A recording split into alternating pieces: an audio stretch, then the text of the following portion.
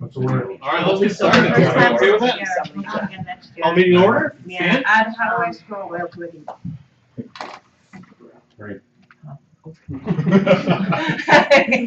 I pledge allegiance to the flag of the United States of America and to the republic for which it stands, one nation, under God, indivisible, with liberty and justice for all.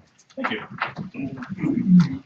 All right, look for a motion. Everybody has a chance to review the minutes. Any, look for a motion first, actually. Make a motion. Make a motion. Thank you. A second. Second. All right, thank you, sir. Any discussion? Not, look for the vote. All in favor? Aye. All right, great. Any opposed? Wonderful, passes. All right, let's move on to the resolutions of the day. We've got 3 of them. I believe, Dave, you were planning on giving us a quick overview on the 3 of them. Yep, first one, well, they're all funding that comes pretty much every year, different purposes. This accelerated capital transit one, capital project number 94. That's a program that's only been around for a couple of years now, and it's specific to certain items that you will see. I think there was, so on the back of the 1, 2, 3, 4th page, you'll see a list there, and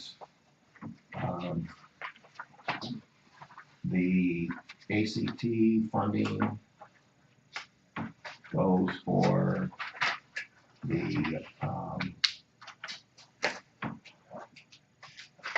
3rd, 4th, 5th, and 6, 7. I think the top 3 through 7 are the expenses for ACT, I believe. I did the math right. And then the mobility management, the next capital project 95, that same list, you'll see the top 2 lines. And then the 3rd one is the balance of that sheet, which is also on the back of those 2 resolutions as well. So these are monies, the ACT is the bottom, and that's 94 is the bottom. You'll see them all listed ACT. And then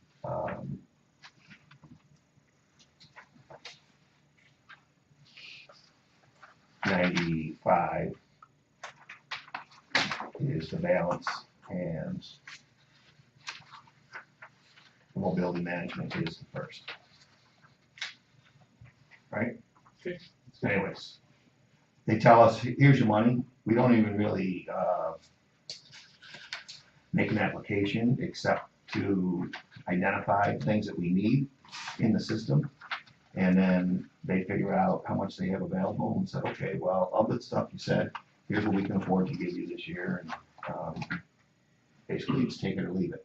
Okay. So again, there's no local money in this at this point.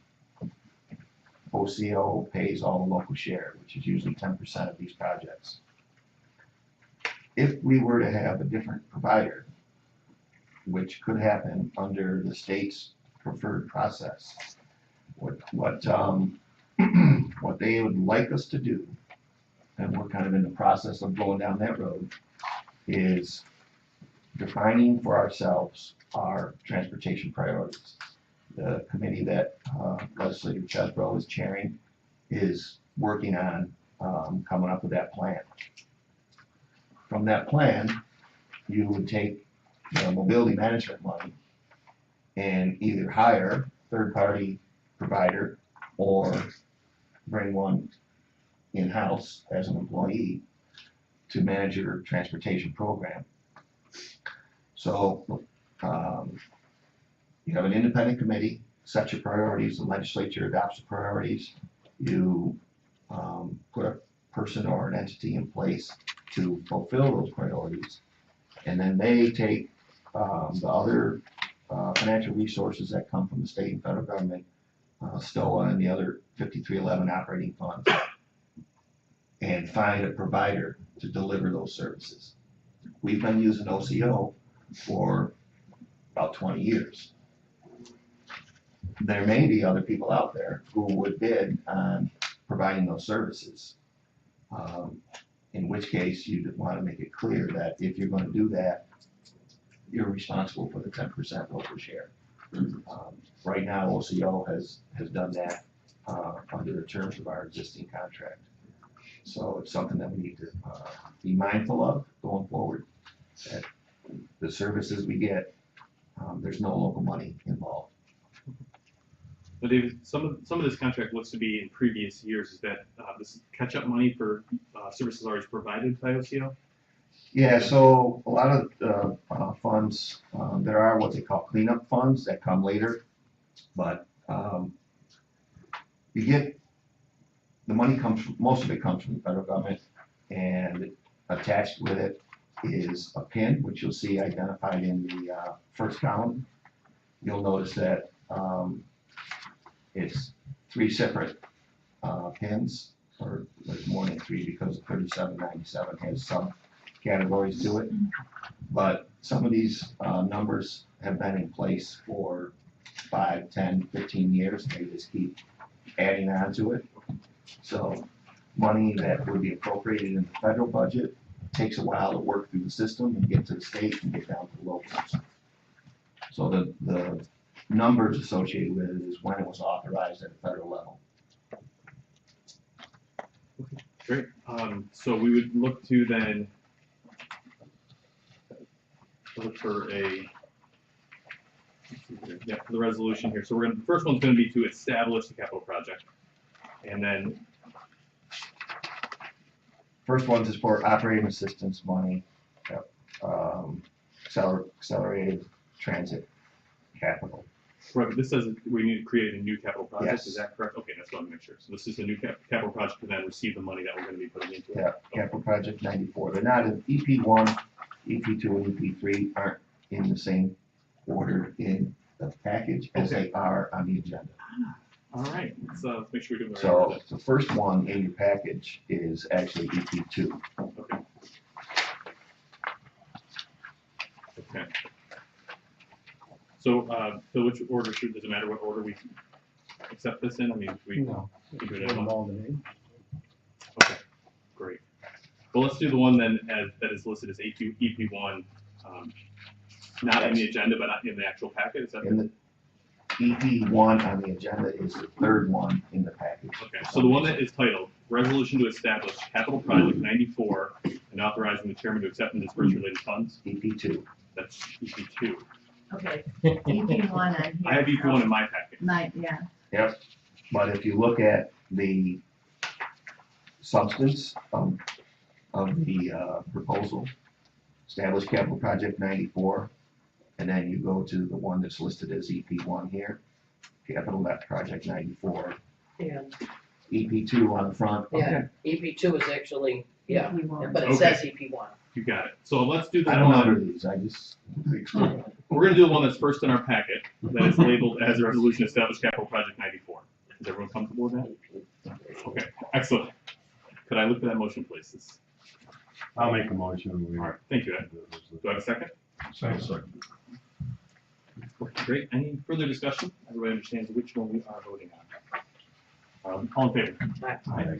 Any concerns, any issues, any against? No? All right, wonderful. That passes. Moving on to the next one in the packet. I have resolution establishing capital project 95 and authorizing the chairman to accept and disperse related funds. Identified as EP2 in the packet. Is that the process you use? That's what I'm looking at. Okay, And that's for just additional to what you had talked about here for the next year, right? This is capital project number 5. Okay, mobility management money, yes. look for the motion. I'll make it. We got Morris, second. Second. Mel? Second. All in favor? Aye. Any opposed? Very great. All right, and then to whichever one has left. This is the resolution authorizing budgetary modifications, community development, tourism planning, and dispersing the OCO money for what we just talked about. Operating assistance funds, yeah. What's the motion? Mel, thank you, Mel. Second, Paul, excellent. All in favor? Aye. Any opposed? All right, thank you very much. Thank you, Dave. All right, and then next in line, we have, if this is to be believed, we have the recommendation appointing environmental management council. We have a recommendation that's come forward from the board. Hopefully everyone has reviewed the resume. It looks excellent. I think this person will be a fine addition to this board. We need a motion to appoint. Look for the motion to appoint this person. It's Jesse McMahon. from Fulton. Have a motion? Morris, thank you. Second? Second. Ed, perfect. All in favor? Aye. Aye. Anybody opposed? All right, I think Jesse's gonna be an excellent addition. Great, let's move on to our updates for the departments. Dave, you wanna go first? Yep, briefly, you've heard us talk about, show that we do with, WPBS in the past called Fishing Behind the Lines. And I'm gonna pass around just some of these, maps. It's just for your information in general. We met with them to, talk about going into a new season, which hopefully we're gonna be doing, 4 shows in Oswego County. They do several, in other places and some in other states, but 4 in Oswego County every year. And this, map just shows you the, coverage area for, the show. Originally, when we partnered, with these guys, we thought it would be, just local New York State, focused around Fort Drum, and we'd be bringing, more of those folks down into the county for recreation.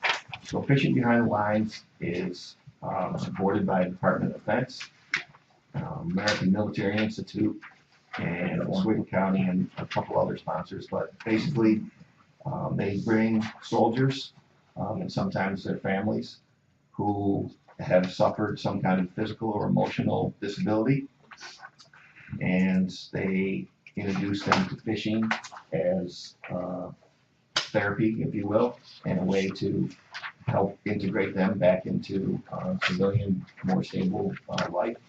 It's been very successful, and, picked up by, at last count, I think 66, public television stations around the U.S. And really, inexpensive for us to get this, like national television coverage, even though public television, it's widely viewed and broadly supported. I actually watched an episode with my kids the other day. It's really well done. It's surprisingly well. I mean, sometimes you hear these things and you just think, oh, it's something that is, and not to discourage the children, but look at like a high school production. I mean, it's well done. It's entertaining. They do a good job. So Don Meisner's been doing fishing TV in and around New York State for 40 years, I think. He had a program called Streamside that you can still find at like 3 o'clock in the morning, trust me. And he's the host of this, and he does a really good job of talking about not only fishing and the recreation, where the event is taking place, but really working with these soldiers to help them acclimate. So good marketing, and it's a really good kind of feel good project for us as well.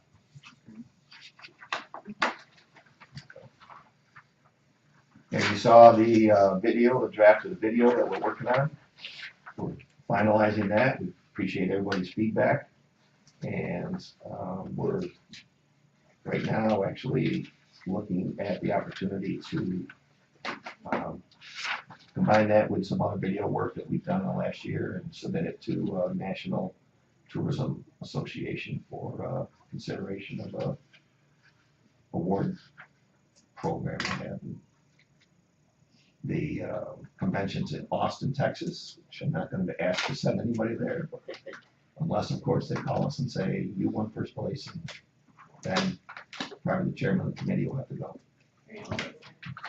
And the big committee, yeah.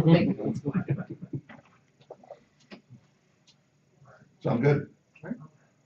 thank you. Busy time. Shows are over. Now we're rocking with visitors. Very cool. All right. Anybody have any questions for Dave? I just have a question for the committee in general. On the project financing profile for the new business locations and. Are you talking about the Operation Oswego County update? You want to? We'll have Mike give the update and then, Okay. is that okay? We'll Okay, go into the that'd be question after that. Okay. Very cool. All right, well, Michael, I guess you are up, sir. Thank you for joining us. Just trying to set a record for the fastest MVP committee. Okay, Alrighty. good morning to everybody. What summarized in the memo to you were the projects that the IDA approved during its January and February and March meetings. They kind of a diverse group of projects, a number of mixed-use facilities, retail facilities, and one manufacturing operation. A couple of the projects involved relocations, but I'll be happy to address any specific questions you may have on each one. Leroy, that's gotten a lot of press in the paper. A jewelry manufacturing business that's been in Oswego County for a long time. They started out in Leroy's home, it's a home-based business. Then they got established in Manetto, operated there for probably about 8 or 9 years. Then they moved to Oswego and rented a building in Oswego, stayed there for a while, and then they moved to Fulton at one location, and eventually they bought a building in Fulton and expanded and continued to grow. Outgrew that space. They had about 3,000 square feet in Fulton, employing over 30 people. Got a little jammed up for them. They found a building in Oswego. After an extensive look at Fulton to see whether there was any space that would accommodate their future growth need, and unfortunately there wasn't a building that was suitable for them in the Fulton area. They acquired the building in Oswego, and going to be spending about $530,000 in renovating and updating that building. All 35 current jobs will be moved to Oswego. They expect to add, according to their IDA application, an additional 8 jobs. I know in the media there's been a bigger number projected, but that was what was on their application to the agency. Those 8 net new jobs are going to create about $274,000 in new annual payroll. They did reuse an existing building, so that was a good thing for the city. It's a good little company. We do believe that they will probably end up adding 20 or 30 net new jobs over the next 2 or 3 years, the way they've been growing in the past. It's an international company. They sell internationally. Interesting guy that runs the company, and they're getting into another business in Oswego too. That I won't get into, but that should be opening, or has it opening yet, Tim? Not yet. Not yet. Soon. Pretty soon. Any questions about Leroy? There may have been some concerns that it moved from one community to another community, but that was the only option the company had. They did look for about 6 months at alternative locations in the Fulton area, but they've been in Manetto, they've been in Oswego, so they've bounced around a good bit. So, but they're buying a building, which is always good news when someone is buying it instead of leasing. So we think there's a lot of potential there. Latatro, this is the global buffet tear down, and a 5-story mixed-use facility will be constructed at that corner in Oswego, being developed by Adam Avery. 22 market rate apartments, about 7,500 square feet of commercial space, It's a 5-story facility. 3 stories will be residential solely. The top floor, first floor will be commercial, top floor will be a combination of commercial and residential. They're looking at some type of rooftop, restaurant, bar type of facility on the top floor, overlooks the Oswego River. So, that's about a $5 million project. Pathfinder Bank is involved in financing of that project. And they're scheduled to start demolition in about a week. Days, right? Yeah. So that one is moving quickly. That's a DRI project. For the city of Oswego as well. Start to make yourself familiar with the Utica Street Bridge. What? Start to make yourself familiar with the Utica Street Bridge. And they've announced that there's going to be a southern style restaurant going into the first floor, which is pretty You're gonna exciting. have fried okra. For the, I believe you should talk about it. I believe they do. So You gotta have fried okra in Southern Style. that's what I'm saying. So, Okay. second, Mike. Mike, the project sounds great. My only question is, how long do the pilots last? I mean, is there a document? All of the mixed-use projects that are associated with the DRI, they were all treated the same. They're all at 25-year pilots. So that number will stay the same for 25 years? No, it graduates up. That was an average. What percentage do they graduate? It starts out at, what's the number there, 20, was it 22, 24? It starts out basically at what the property is currently paying in taxes. Let's just take one, 25,000. Yeah.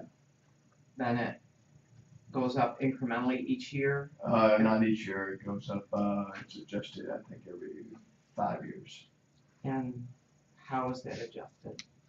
by a fixed number. That was, In the contract? Yeah. So, what would the percentage, or does it vary with each one? It's about, I would say, probably about 10% every 5 years, so on average, 2% annual adjustment.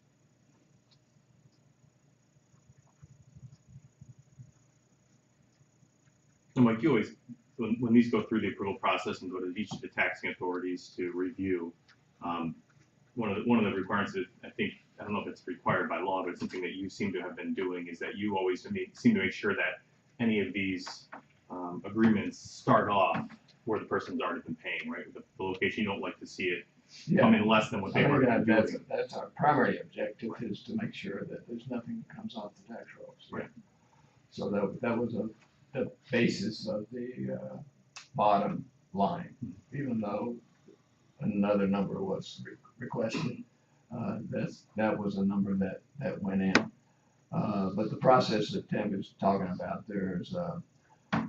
this is considered a deviation from the uniform tax exempt policy. So there was letters that went to the school district, county, and city outlining the terms of the pilot and asking for comments on it.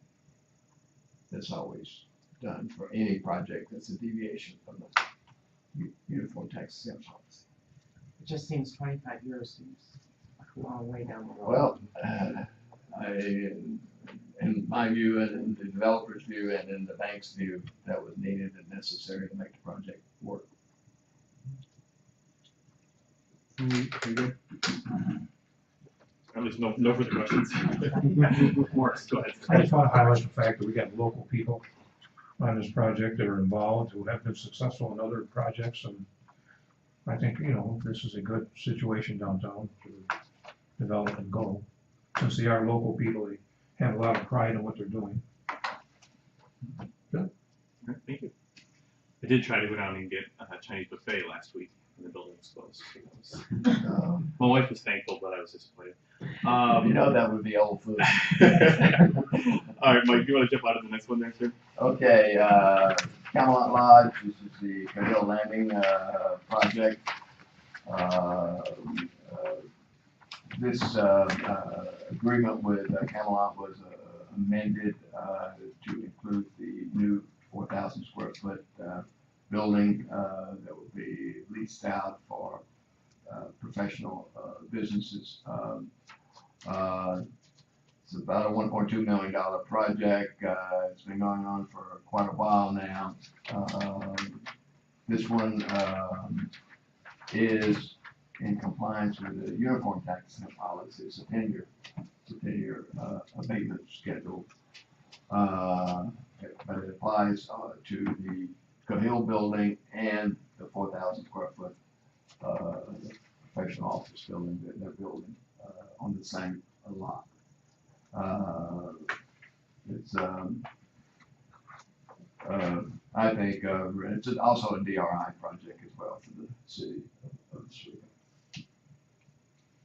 And Anthony Paul is the developer on that project. Will that be a stone facade in keeping with the main building? No. What will it be? It's already up. I know it's up, I've been by it, I just thought they were gonna do It's a wood, I think it's a wood. I don't know if, I have a texture 111 right now. yeah, I think right now, I don't think he's got the, when I went to drive it yesterday, I don't think he has the new siding up yet, but it might be now, Okay. I'm not sure. But Yeah. my understanding it was, the intention was to keep it at least in appearance similar, but I have not seen the final, and I don't know. I'm sure it's not gonna be stone. It wouldn't be actual stone, no, I don't think so. Or you could do dry stack or something to try to keep it.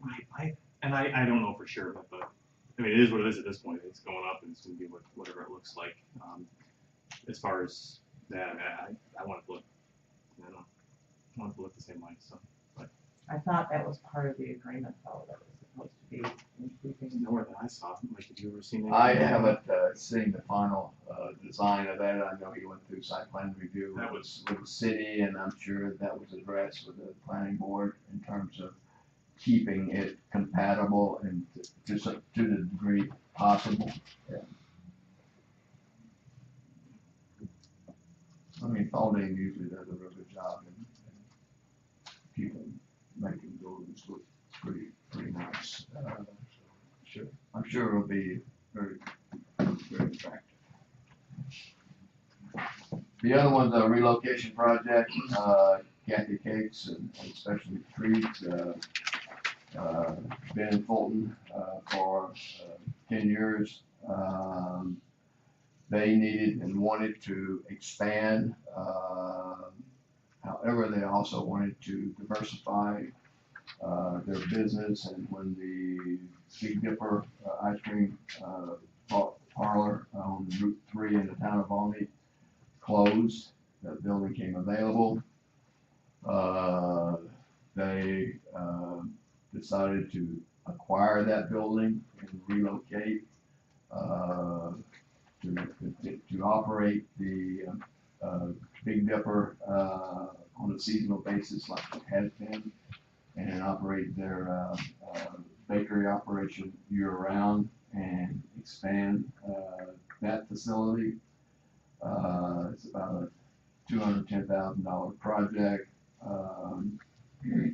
We approved a $80,000 IRP loan to assist in the financing of that project, and Pathfinder Bank is the participating bank in that project. So it'll create a few jobs, one full-time, one part-time associated with the bakery, and then the seasonal jobs associated with the Big Dipper aspect of the business will continue. So again, that was a project. It did move from one municipality to another municipality, but it was the only way that they could expand. They couldn't expand in where they were in Fulton. So no loss of jobs, net new jobs, and expanded business. This is a woman-owned business as well. So any questions about Kathy's, and they do really good stuff. I had thought you were going to be bringing us samples today, so. Ice cream cones, Mike. But, and I did sit down and had a meeting with the mayor, prior to this, financing, being authorized and explained the situation, and the company did it right. The mayor, a very nice letter explaining why she needed to move out and go to this new opportunity. Burt Motors, this is the acquisition of Sapiro's that, they're building a new, 38,000, almost 39,000 square foot, dealership, right next door to the, Chevy, dealership. It's about a $7.6 million expansion project. It's a, they project they will create a net new 36 new jobs associated with the expansion with the second dealership, on top of what currently was there previously. They employ 70 people now. So it's gonna be over 100 employees when this expansion is completed. One big thing about the car dealership, they estimate that the net new sales tax revenue would be close to $900,000 a year associated with that expansion project. This one does have a pilot agreement. It's under the Uniform Tax Exempt Policy, be a 10-year pilot. The average pilot payment is going to be about 140, almost 145,000 a year associated with this project. Which is significantly greater than what they're currently paying in taxes. So it's a good project. It's I guess the way automotive dealerships are going these days. They used to be you go buy a Chevy, you go to a Chevy place. Now you go one place and have multiple choices of dealership cars that you can purchase, and they will be certainly the largest car dealership on the, well, between them and Caprara's up in Pulaski will be the two largest ones in Oswego County. And it's Ford and Chevy up there. Crossroads, 22 Crossroads, another DRI project, a mixed use development, 44,000 square feet. They're going to tear down the Dexter, who's relocating into the former educational building in Oswego. So he's moving, his building's being torn down. There's an empty lot in between that's going to be developed into housing and commercial space, and then there's another 8,000 square foot building there that will be renovated. It's going to be 32 apartments, about 5,000 square feet of commercial space on the first floor, and it's going to have some underground or under building parking for the residents of the as Tatro is going to have that same feature with their building as well. It's about $6.9 million project. That one we probably expect some construction on that maybe toward the end of the summer, maybe.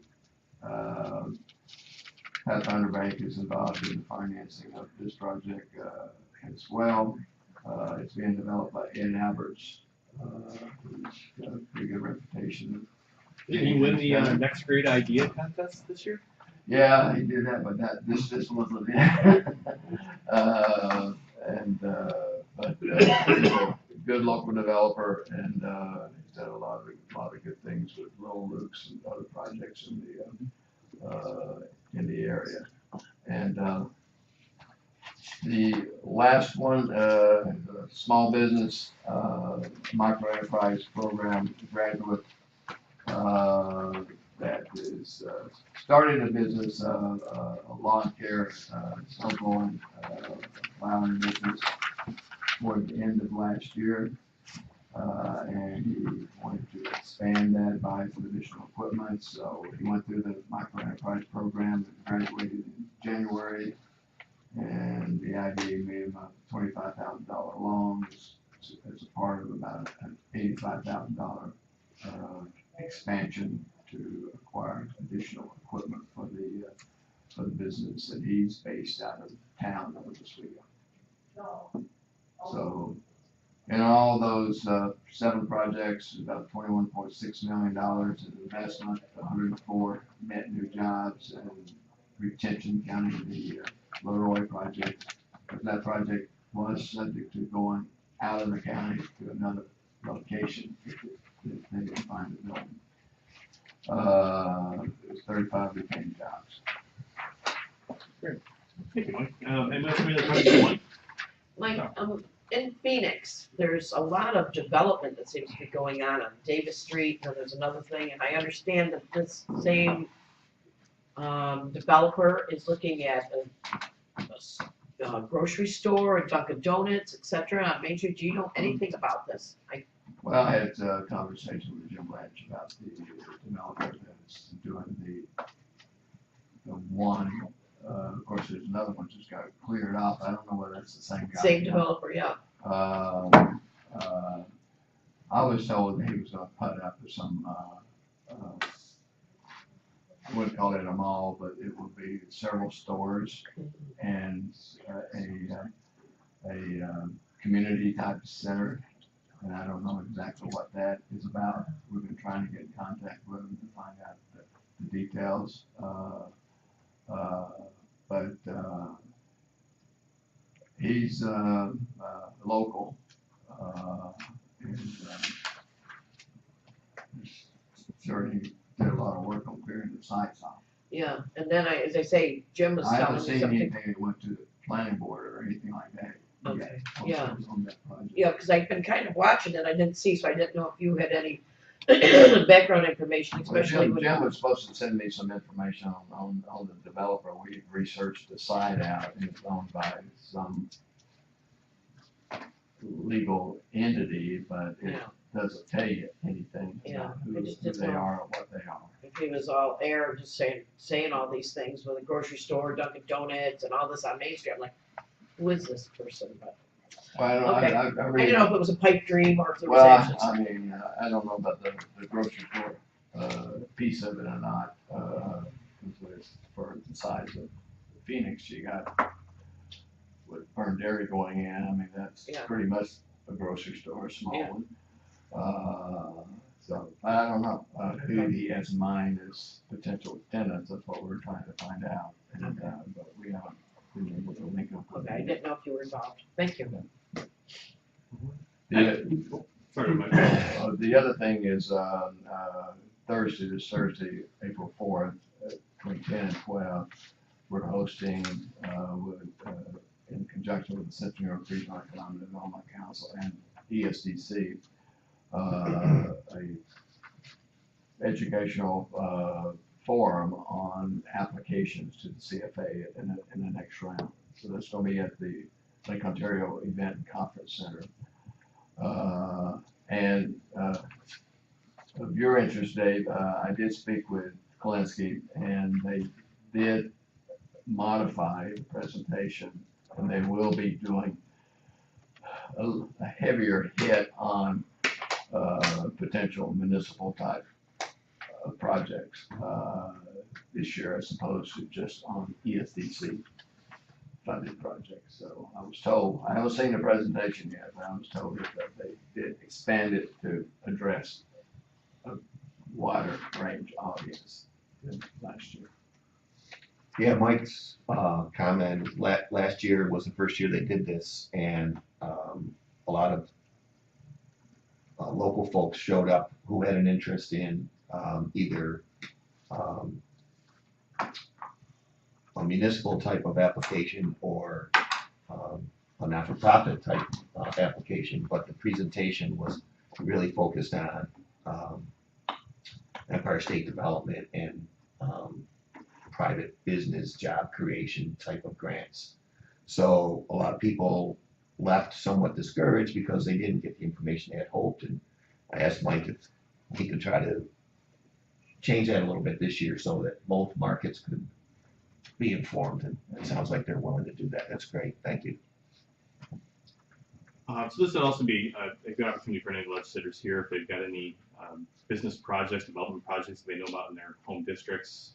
Anybody who's watching on YouTube for Thursday's meeting, it really is a good informational meeting. It's a good opportunity to hear from the horse's mouth a little bit about how the review process works, how Empire State Development decides. This is the annual opportunity for businesses to apply to get in some of that grant money. So this would be a good opportunity for anyone who's looking to do a larger project with maybe a little bit more further down the road. This is something you want to plan for. The awards don't come out until December, so you really need people who are willing to plan ahead to do this. But Empire State Development through these grants will pay 20% of the project, so it is a very valuable opportunity for people who would want to do that. So it's just something to keep in mind. Tim, I'll scan this in and put on the legislators' calendars too. That's amazing. I Thanks, Beth. know, I'm right there, I got you. Anybody else, anything before? Oh, Ed, sorry.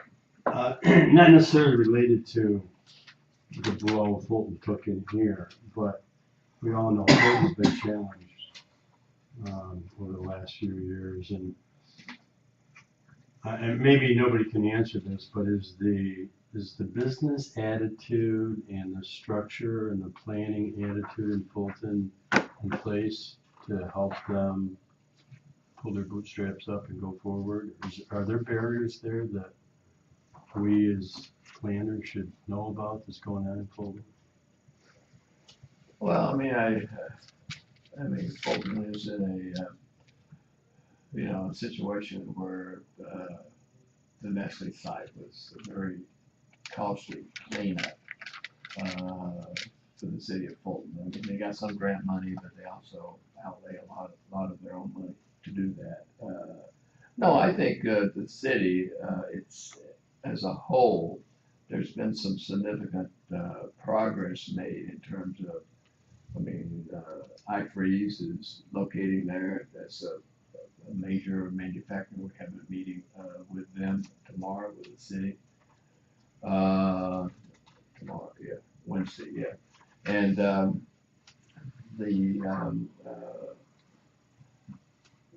Minners is building a new facility. Spectrum is not building, but a developer is building a building for Spectrum that will lease to them on the Nestle site. We've got our study completed on doing the spec building site profile to look at the possibility of acquiring a site on the Nestle site to put up a 20 to 30,000 square foot spec building. We will certainly have that as a component of the city's DRI application because they will be reapplying again this year. That program is funded in the state budget for another $10 million cycle for each of the 10 regions. Central New York, I'm assuming if everybody who competed last year submits again for this year, there's already 5 communities in line to apply for the DRI funding. Phoenix and Fulton from Oswego County, and then there's City of Syracuse, Casanova, and who was the other one? No one else in Cuyahoga County. Oh, Hamilton. Hamilton was the other one from Madison County. So there's, and there may be another 1 or 2 communities that will be fresh that will come in new. So that round of DRI funding pretty much start about now. And they'll have to submit probably in July their application for the 10 million. Fulton was, submitted a pretty solid application last year. Auburn won it, but, Fulton submitted a pretty strong application. Thank you. Mike, is there any update on the Sunoco project? Addis doing the buyout there. I know that they announced it was gonna happen, but it technically didn't close. To the best of my knowledge, as it usually goes with major acquisitions, there's a lot of giving and taking and trading toward the end of it. My last conversation with Tim Hardy is they hadn't officially closed on it. They were still working out some details. Okay. Now, we did at the recent IDA meeting, as part of that, trying to get the closing, we did and were able legally to assign the existing pilot agreement that Sunoco had on their ethanol plant to Addis. So that was something that they were looking to do. But that applies only to the ethanol complex. If they do all the other projects that they're talking about doing, then they would have to reapply to the agency to amend that. Great. Any other questions? Okay. One more time, sorry. Go ahead. Mike, has there been any questions about the Christsteel plant? Is there any, you ever hear of anything really? Well, I know we had one time a project tentatively in there, but The Rosselli. I should say, I go to the Christsteel building. But There's been over the past 2 years, there's been interest in the facility. There was one project that we were trying to get. It ended up going to Onondaga County in another building in Onondaga County that fit their needs a little bit better.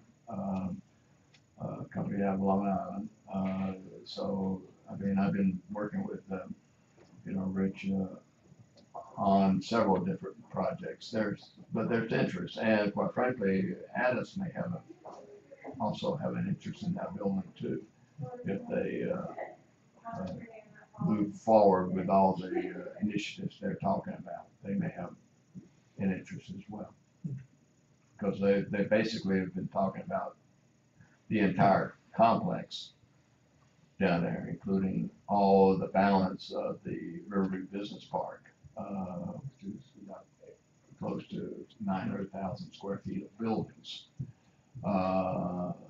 that they could have an interest in acquiring all of that, which could also mean the Rosselli building as well. thank you, cool. Well, a lot of exciting stuff going on in the county. This is a good time. It's nice when these meetings do have a lot of these kind of updates. You get to see really some of the stuff that's going on. I mean, it definitely builds optimism, and it's something encouraging for us to be able to turn back to the folks we interact with. So, if nobody has anything else, then I would look for the appropriate motion. Make a motion. To adjourn. Second. Well, thank you. All in favor? All right, we are adjourned. Thank you, everyone.